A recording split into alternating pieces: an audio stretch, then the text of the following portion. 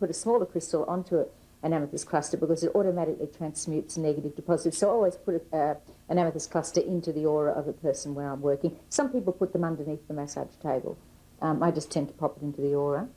So we have that. Of course, I use this beautiful rose quartz heart on the heart chakra for reasons I've just mentioned. I used, on the solar plexus chakra, the gold and yellow fluorite, because the solar plexus chakra gives off a beautiful yellow energy. And the yellow stones and crystals really assimilate very, very well with that energy. So I use those and citrine.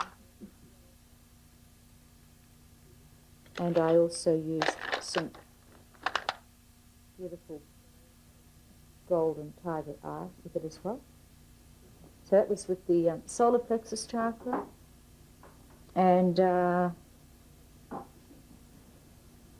I used, between the chakra centers, as I mentioned, that's a natural double terminated crystal. So I used a series of double terminated crystals at the crown chakra and at the feet as well. And this helps the energy flow flow very evenly all through the aura. So I like to use double terminated crystals, clear quartz crystals, for that reason. And I had a series of these Marcel Vogel crystals, double terminated ones as well. This isn't a Marcel Vogel one, but here's one of the Marcel Vogel ones I used.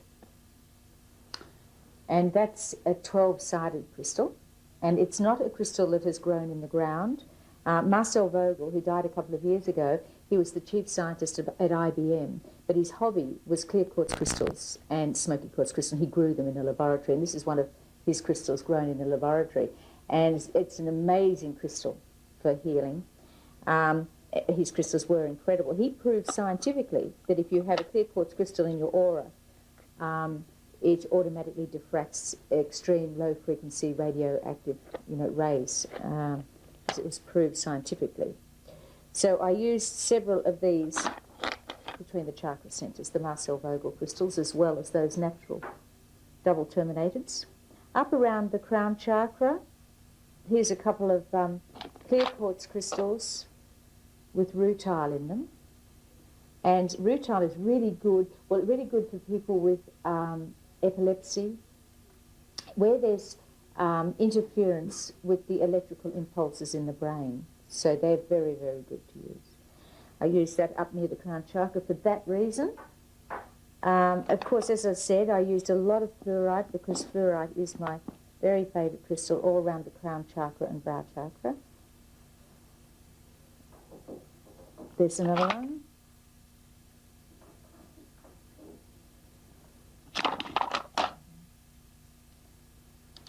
And a lovely clear one. Right, now, this is another example of citrine, which I used on the solar plexus chakra, by the way. I hope you can get that on the camera. It's beautiful golden colour. And inside there's this incredible little crystal cluster right inside. It's just gorgeous. On the throat chakra, I used the blue crystals, azurite, and lapis lazuli and turquoise, all the beautiful blues. I did have an amethyst too up around near the brow chakra in the aura. And on the brow chakra itself, I had this beautiful piece of sugar light or lepidolite. And I also had the amethyst pebble as well. And more fluorite, I had green fluorite on the heart chakra along with the green aventurine, which are both very good for opening up the heart chakra. So they were up there with the rose quartz.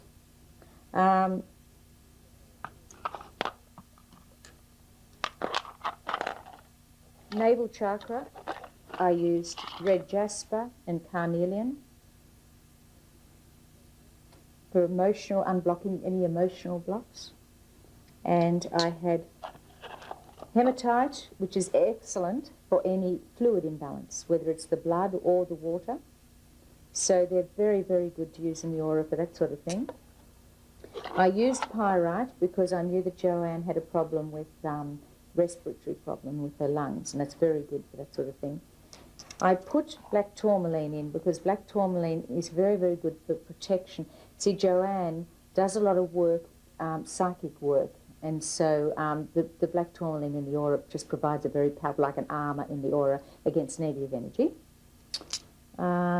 Smoky quartz for any scarring from operations or any problems down in the base chakra, especially reproductive problems. And this is the black obsidian, which I used at that area too, in the shape of a little black arrow.